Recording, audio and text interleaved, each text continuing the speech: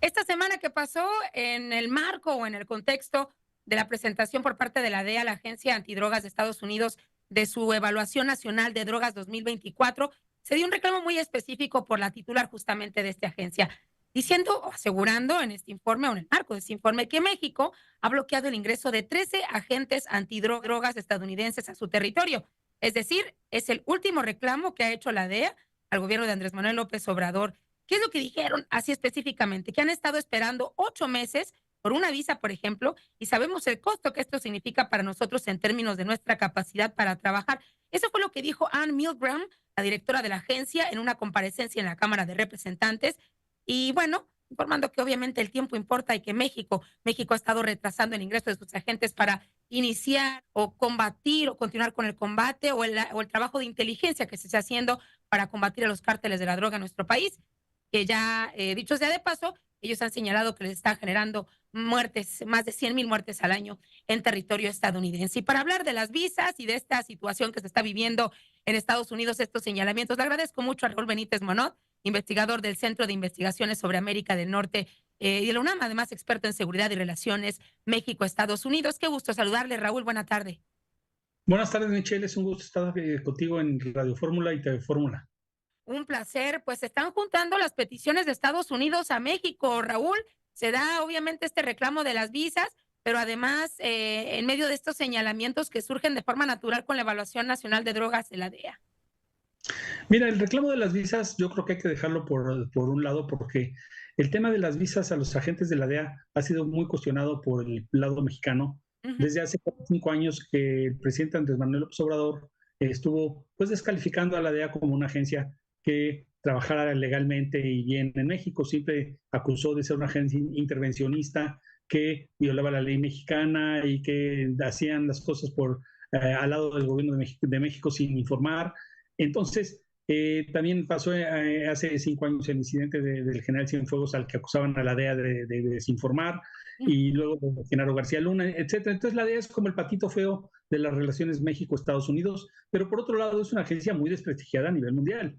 O sea, porque la DEA usa para muchas de sus acusaciones testimonios de narcotraficantes con los cuales pues es gente delincuente que con tal de reducir sus penas pueden inventar cualquier cosa. Entonces también es una polémica esa, cómo adquieren las fuentes de información los de la DEA, ¿no? Sin duda, entre los llamados que hicieron, pues relacionaron a funcionarios dentro de esta evaluación. En resumen, ¿qué hay? Pues relacionan lo que ya sabemos, me imaginamos que contendría, obviamente, o que contiene este texto de la DEA, pues que la relación de funcionarios o políticos mexicanos con los cárteles de la droga, cómo se da el movimiento, obviamente, del trasiego en la frontera, pero además temas específicos que han llamado mucho la atención, asegurar que un narcotraficante, por ejemplo, al que hay poco acceso, por así decirlo, Raúl, como Ismael, el Mayo Zambada, está muy enfermo. ¿Cómo obtener esos datos? ¿Quién lo dijo? ¿Cómo hacer un reporte basándose o presentar un reporte serio con esta información? Bueno, mira, la DEA lo que pasa es que tiene una serie de metodologías de obtener información a través de informantes, pues muy desarrollada, que no le informan al gobierno de México. Pues no, en el mismo informe se señala que en México hay una gran corrupción, y dicen textualmente, de políticos, de empresarios, de militares y de agentes de la ley que ayudan a los narcotraficantes. Entonces, con este juicio de valor que hace la DEA sobre el gobierno mexicano y sus funcionarios, pues es difícil creer que la DEA le va a informar al gobierno de México cómo tiene información de que un jefe del narcotráfico está enfermo o otro está enfermo. También lo mismo se dice del jefe del cartel de Sinaloa, de Jalisco, el Mencho, tiene diálisis, que no sé qué, pero al final de cuentas ni dicen cómo lo saben, y son las gentes que no los han podido capturar, son los jefes de los dos grandes carteles que en el informe de la DEA que acaba de salir hace 3 días, los ponen como los máximos causantes de todos los males de la relación México-Estados Unidos y causantes y responsables de la muerte de estos 100,000 americanos, ¿no? Raúl, además, a través de este documento y también a través de las propias palabras de la titular de la DEA, el cártel Jalisco Nueva Generación es ya el cártel más poderoso en el mundo, por así decirlo, con presencia en todos los estados en la Unión Americana. ¿Cómo ves eso también en comparación con el cártel de Sinaloa? Pues mira, el cártel Sinaloa ha sido el objetivo número uno de las agencias de inteligencia de Estados Unidos y de las mexicanas en los últimos años, y por eso se han capturado a casi todos los hijos de Chapo Guzmán, al propio Chapo Guzmán, y quedan cabos sueltos en el desmantelamiento del cártel de Sinaloa, pero mientras tú golpeas a uno, pues entonces haces fuerte al otro, porque le dejas vacío de gestión criminal lo que deja Sinaloa por las capturas, y entonces Jalisco se aprovecha y va fortaleciendo su poder. Ahora, en el informe de la DEA no dice nada del tráfico de armas, eso es lo interesante, porque pues esas personas pues compran armas para hacer sus actos criminales en México, en Estados Unidos, pero ahí ese es el vacío del informe de la DEA, tiene una gran deficiencia en el tema de las armas. Y luego también hay dos grandes malos en la película, el gobierno de México y el gobierno de China, y no ponen ninguna responsabilidad a su propio gobierno. Si se dice que por las fronteras mexicanas se cuelan precursores químicos de fentanilo que vienen de China, pues por la frontera México-Estados Unidos se cuelan hacia Estados Unidos, pues las propias pastillas de fentanilo ya elaborados. Tanta culpa tiene uno de no capturar precursores químicos en un puerto mexicano, como en la frontera de Estados Unidos no puede capturar las pastillas, no puede lograr detener ese tráfico de químicos muy peligroso para los jóvenes adictos en Estados Unidos.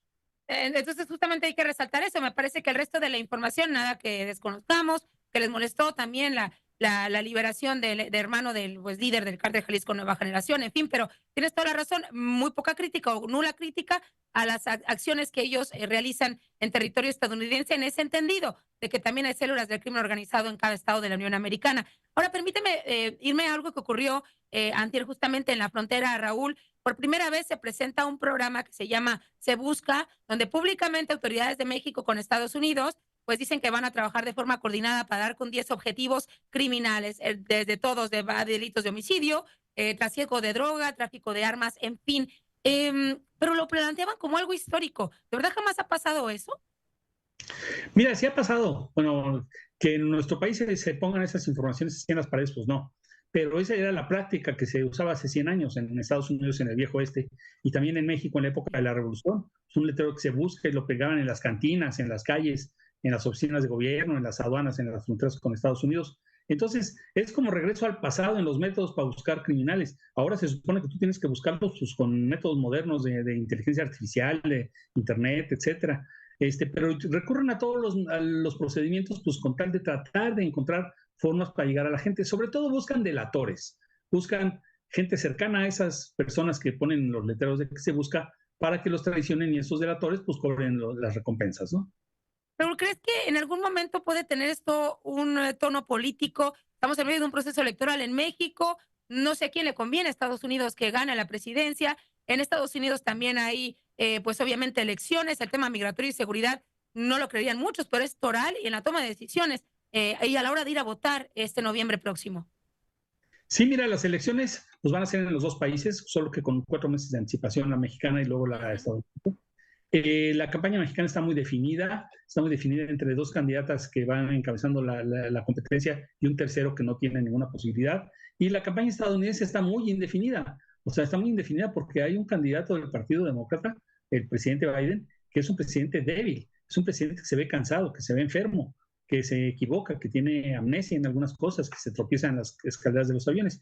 Y hay otro candidato que es un delincuente, o sea, que tiene un montonal de cargos judiciales en sus espaldas y que es un peligro para la humanidad porque tiene posturas nacionalistas estadounidenses que si llegara a la presidencia de Donald Trump, pues pondría en riesgo más de lo que ya está la inseguridad en el mundo. Entonces, Estados Unidos tiene sus candidatos presidenciales muy peligrosos para el mundo. Uno por la debilidad de su figura, su edad, etcétera, y lo otro por todo lo que representa, que ya lo conocemos porque gobernó 4 años, ¿no?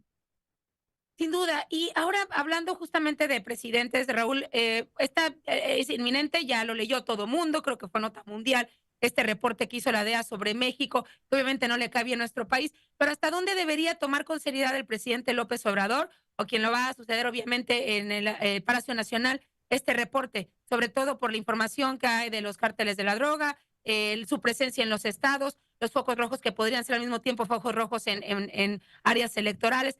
¿Con qué seriedad deberían tomarse este reporte de autoridades mexicanas?